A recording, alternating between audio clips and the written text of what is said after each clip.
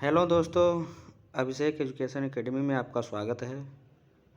हम डीएलएड द्वितीय सेमेस्टर प्रारंभिक शिक्षा के नवीन प्रयास की दूसरी वीडियो लेकर आपके सामने प्रस्तुत हुए हैं। ये प्रश्न संख्या 21 है। 1882 के पहले शिक्षा आयोग की अध्यक्षता किसने की थी? तो 1882 के पहले शिक्षा आयोग की अध्यक्षता हंटर ने की थी, इसलिए विकल्प द सही होगा। प्रश्न 22 है। अध्यापक शिक्षा हेतु नियामक संस्था है। अध्यापक शिक्षा हेतु नियामक संस्था होती है एनसीटीई। एनसीटीई का मतलब होगा national council for teacher education, इसलिए विकल्प ब सही होगा। प्रश्न संख्या 23 है। बेसिक शिक्षा अधिनियम पारित हुआ। तो बेसिक शिक्षा अधिनियम सन 1972 में पारित हुआ था, इसलिए विकल्प ब सही होगा। अगला प्रश्न है। किस योजना का शुभारंभ 15 अगस्त 1995 से किया गया? तो पोषाहार वितरण योजना का शुभारंभ 15 अगस्त 1995 से शुरू किया गया था, इसलिए विकल्प ब सही होगा। अगला प्रश्न संख्या 25 है। मध्याह्न भोजन योजना का उद्देश्य है। मध्याह्न भोजन योजना का उद्देश्य जो होता है बच्चों के नामांकन में वृद्धि करना, बच्चों की विद्यालय से पूरे समय तक रोके रखना, स्कूल जाने के लिए प्रेरित करना, उपर्युक्त सभी। तो मध्याह्न भोजन योजना के अंतर्गत ये सभी आएंगे, इसलिए विकल्प द सही होगा। अगला प्रश्न 26 है। सभी को शिक्षा उपलब्ध कराने से संबंधित है। Operation black board, Navodaya Vidyalaya, जिला शिक्षण एवं प्रशिक्षण संस्थान, ये सभी संस्थाएं शिक्षा उपलब्ध कराने से संबंधित है, इसलिए विकल्प द सही होगा। अगला प्रश्न है 27। कस्तूरबा गांधी विद्यालय योजना का क्षेत्र है। तो कस्तूरबा गांधी विद्यालय योजना का जो क्षेत्र होता है वह ग्रामीण क्षेत्र होता है, इसलिए इसमें विकल्प सा सही होगा। अगला प्रश्न है प्रश्न संख्या 28। बीईपी क्या है? बीईपी का मतलब होता है बेसिक एजुकेशन पॉलिसी, अर्थात बेसिक शिक्षा परियोजना, जो विकल्प आ में दिया गया, इसलिए विकल्प आ सही है। अगला प्रश्न है 29।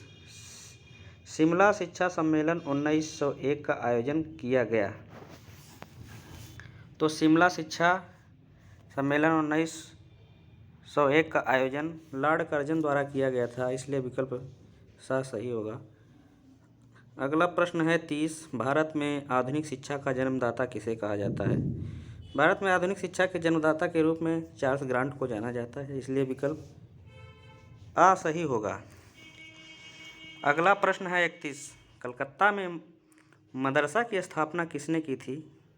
तो कलकत्ता में मदरसा की स्थापना वारेन हेस्टिंग ने की थी, इसलिए विकल्प सा सही होगा। अगला प्रश्न 32 है। भारतीय शिक्षा आयोग का गठन किया गया था।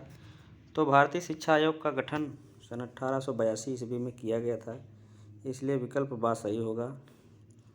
अगला प्रश्न 33 है। शिमला शिक्षा सम्मेलन हुआ था। शिमला शिक्षा सम्मेलन जो है सन 1901 में हुआ था, इसलिए विकल्प आ सही होगा। अगला प्रश्न 34। स्कूल चलो अभियान अंग है। स्कूल चलो अभियान जो अंग होता है वह सर्व शिक्षा अभियान का अंग होता है, इसलिए विकल्प बा सही है।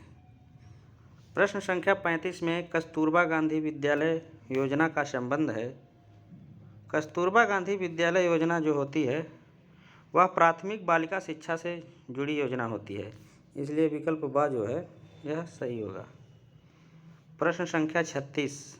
बाल अधिकार का प्रस्ताव पारित किया था। बाल अधिकार का प्रस्ताव यूनेस्को ने, भारत सरकार ने, संयुक्त राष्ट्र संघ ने, इन तीनों संस्थाओं ने पारित किया था, इसलिए विकल्प द सही होगा। अगला प्रश्न है प्रश्न संख्या 37। मध्याह्न भोजन योजना का उद्देश्य है। तो मध्याह्न भोजन योजना का उद्देश्य जो होता है छात्रों के नामांकन में वृद्धि करना, छात्रों को विद्यालय में रोके रखना, छात्रों को विद्यालय आने के लिए प्रेरित करना, उपर्युक्त सभी, ये मध्याह्न भोजन योजना के उद्देश्य है, इसलिए विकल्प द सही होगा। प्रश्न संख्या 38। प्रश्न संख्या 38 जो है ऑपरेशन ब्लैक बोर्ड कब आरंभ हुआ था? तो ऑपरेशन ब्लैक बोर्ड जो है सन 1900 में आरंभ किया गया था, इसलिए विकल्प संख्या सही होगा। अगला प्रश्न है प्रश्न संख्या 39, किसे राष्ट्रीय शिक्षा आयोग भी कहते हैं? तो राष्ट्रीय शिक्षा आयोग जो होता है, कोठारी आयोग को ही राष्ट्रीय शिक्षा आयोग कहा जाता है, इसलिए विकल्प संख्या सही होगा।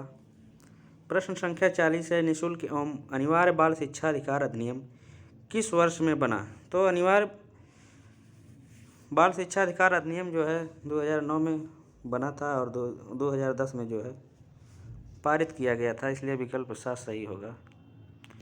प्रश्न संख्या 41 है, कितने अंतराल के उपरांत पाठ्यचर्या के पुनर्विकास एवं समीक्षा का प्रावधान है? तो जो पाठ्यचर्या एवं पुनर्विकास की समीक्षा की जाती है वह प्रत्येक 5 वर्षों में की जाती है, इसलिए विकल्प द सही होगा। अगला प्रश्न है प्रश्न संख्या 42, भारतीय संविधान के किस अनुच्छेद में 6 से 14 वर्ष की आयु तक के बालकों को निःशुल्क एवं अनिवार्य शिक्षा की बात कही गई है? तो यह भारतीय संविधान के अनुच्छेद 21 का में वर्णित विषय है, जिसमें निःशुल्क शिक्षा का प्रावधान किया गया है, इसलिए विकल्प बा जो है सही माना जाएगा। दोस्तों, अगर यह वीडियो आपको पसंद आई हो तो इस वीडियो को आप लोग शेयर कीजिएगा और हमारे चैनल को सब्सक्राइब करिएगा। धन्यवाद।